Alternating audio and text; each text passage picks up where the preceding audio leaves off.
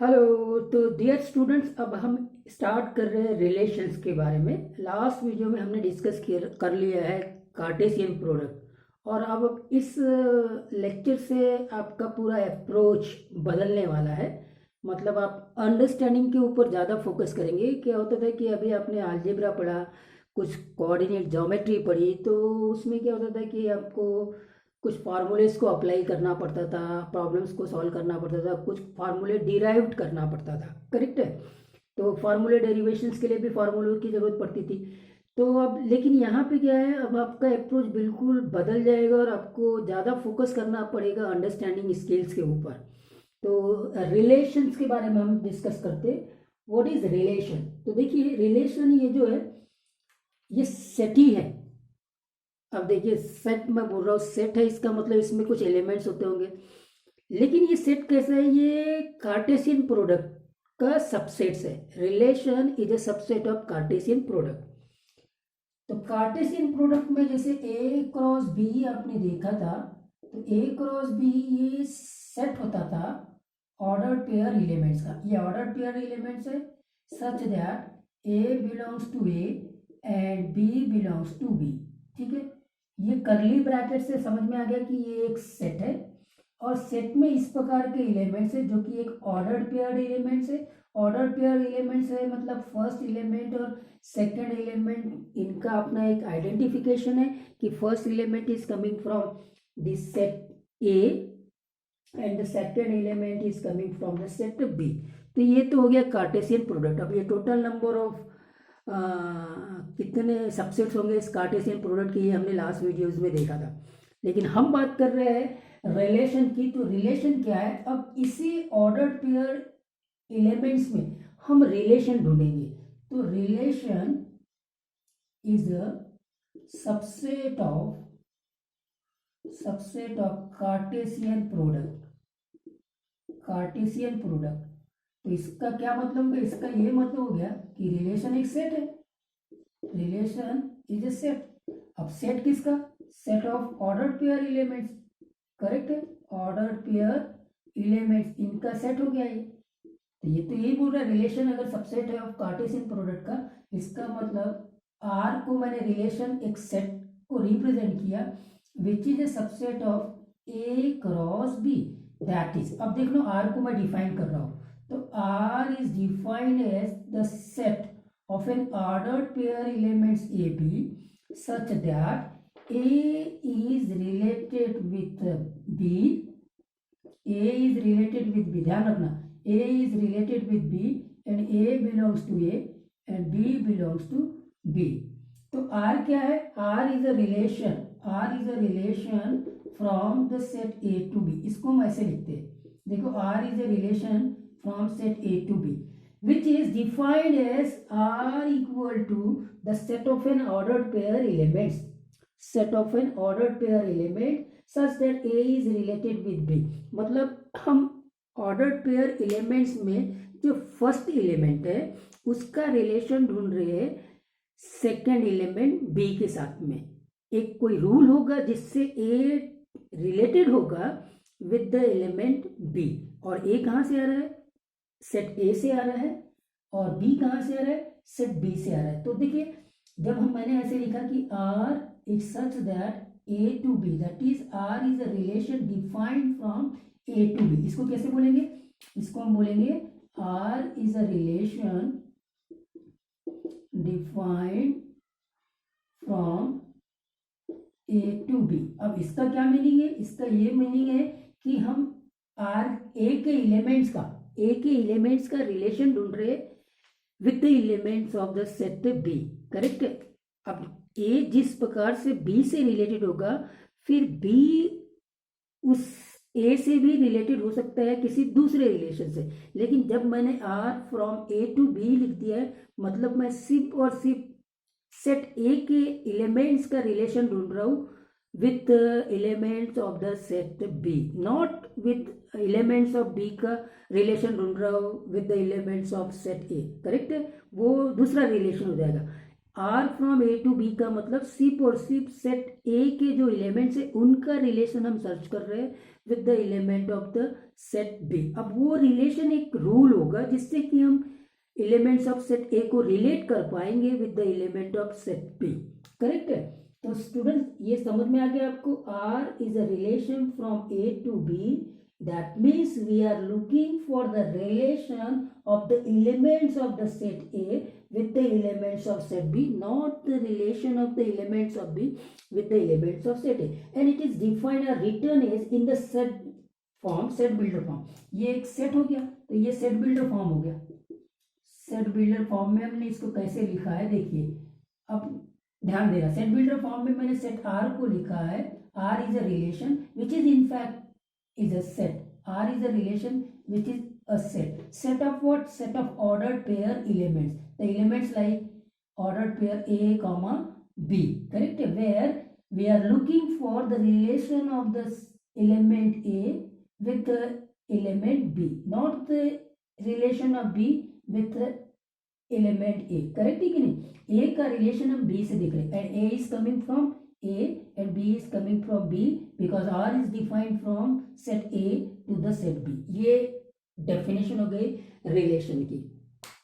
तो क्या क्या बातें क्लियर हो गई कि रिलेशन एक सेट ही है, रिलेशन एक सेट है, लेकिन सेट किसका है, ऑर्डर्ड पेयर एलिमेंट्स का। ऑर्डर्ड पेयर एलिमेंट्स में दो एलिमेंट्स होंगे तो हम उसमें वो एलिमेंट्स के बीच में रिलेशन सर्च आउट कर रहे हैं, लेकिन उसमें भी चूंकि ऑर्डर्ड पेयर एलिमेंट्स है तो फर्स्ट एलिमेंट होगा और सेकंड एलिमेंट होगा, तो हम फर्स्ट एलिमेंट का सेकंड एलिमेंट के साथ में रिलेशन ढूंढ रहे हैं, सेकंड एलिमेंट का फर्स्ट के साथ में नहीं, वो दूसरा रिलेशन हो जाएगा।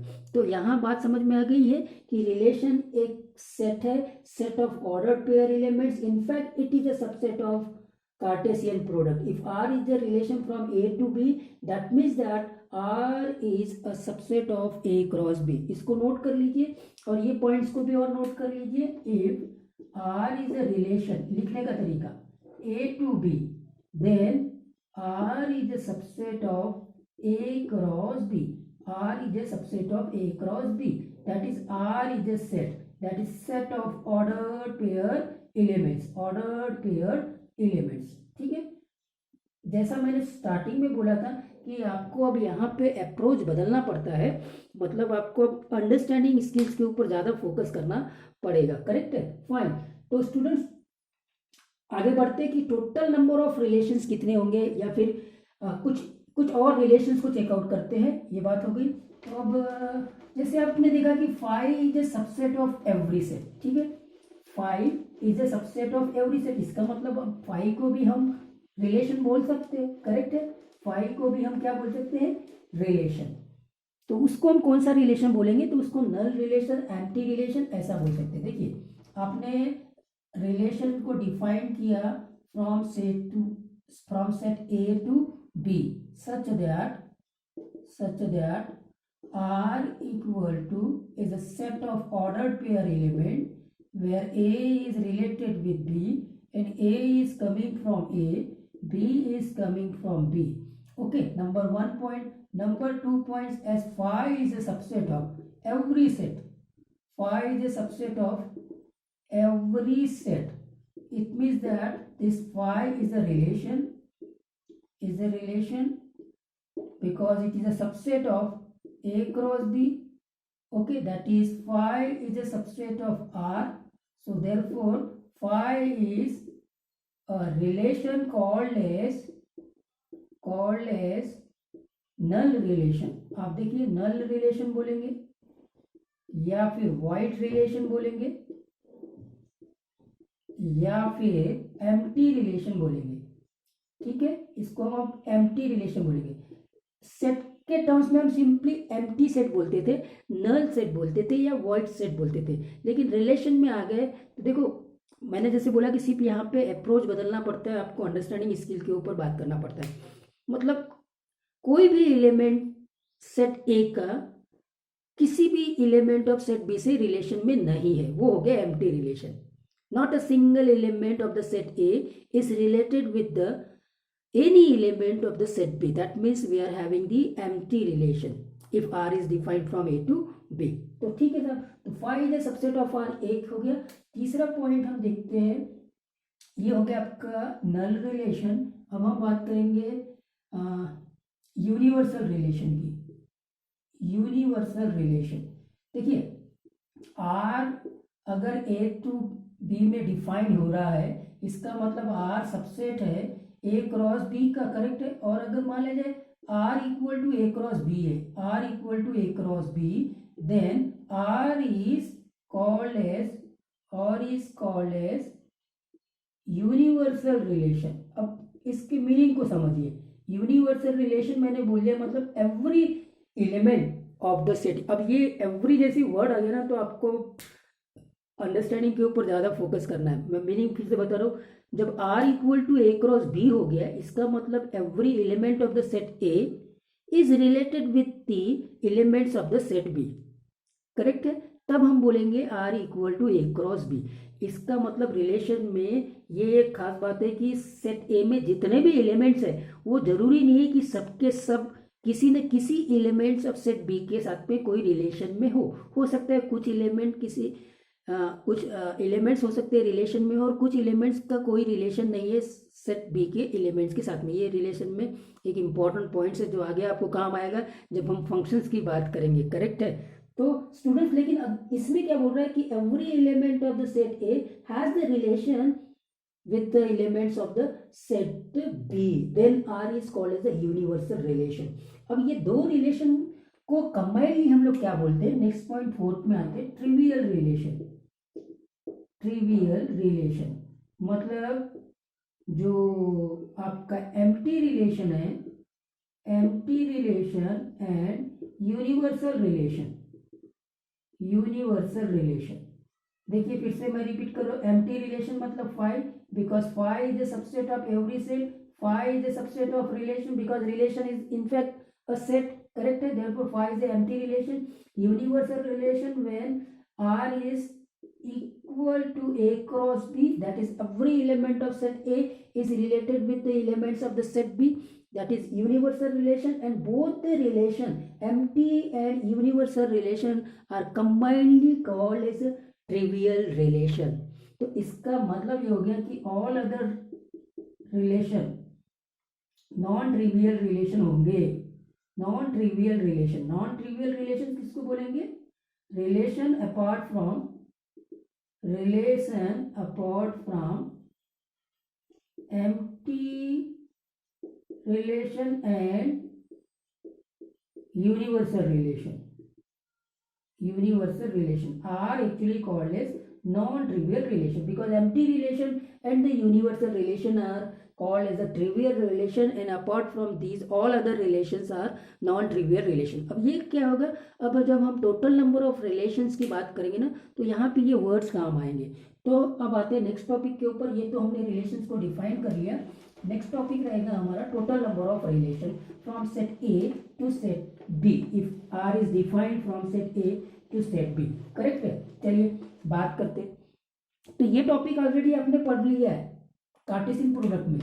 देखिए total number of relation, total number of relation. Suppose R is defined from the set A to set B and n of A is say P, n of B is Q, so definitely we will have P into Q elements in the set A cross B, that is the number of elements in the Cartesian product A and B is PQ if n of A is P and n of B is Q, we know that, okay।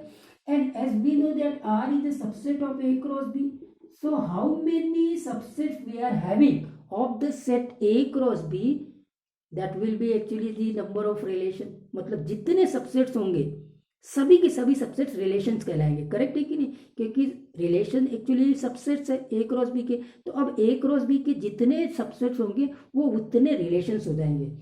So therefore the number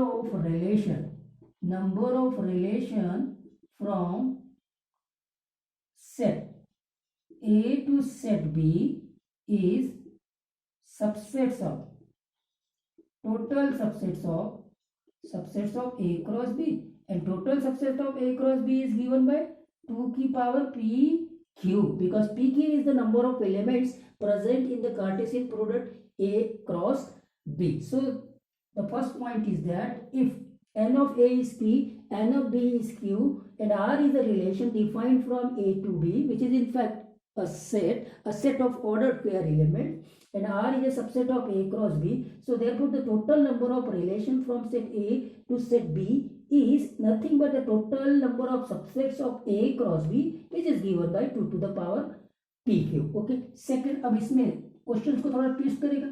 So the total number of non-empty relation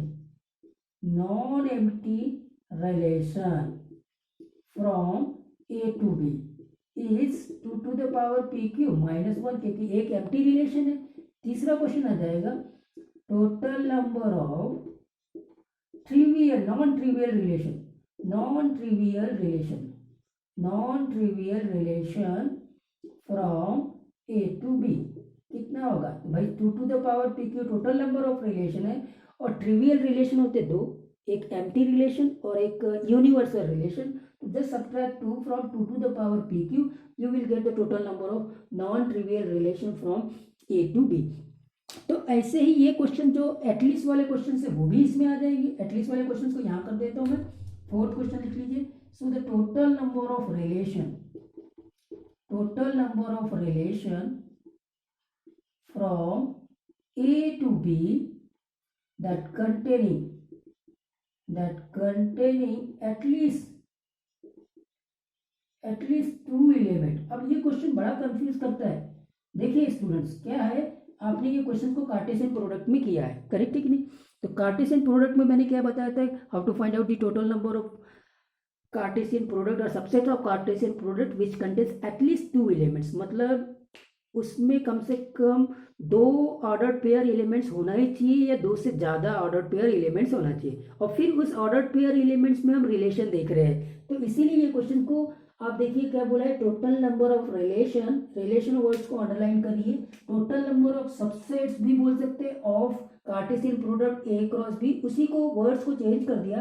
total number of relation from A to B that containing at least 2 elements, and that will be 2 to the power PQ minus empty relation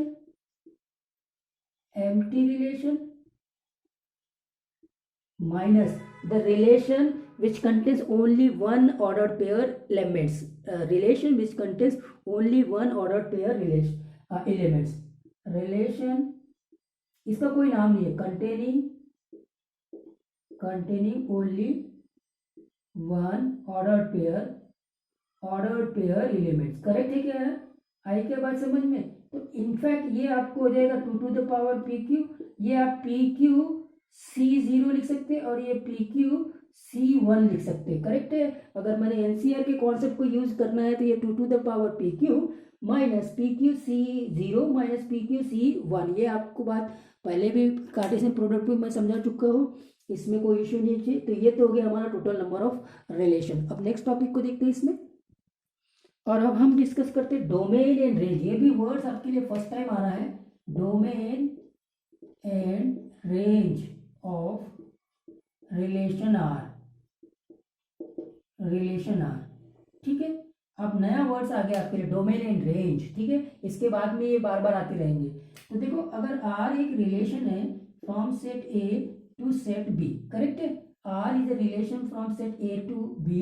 In fact, R is a set of an ordered pair elements A comma B, such that we are finding the relation of element A with element B.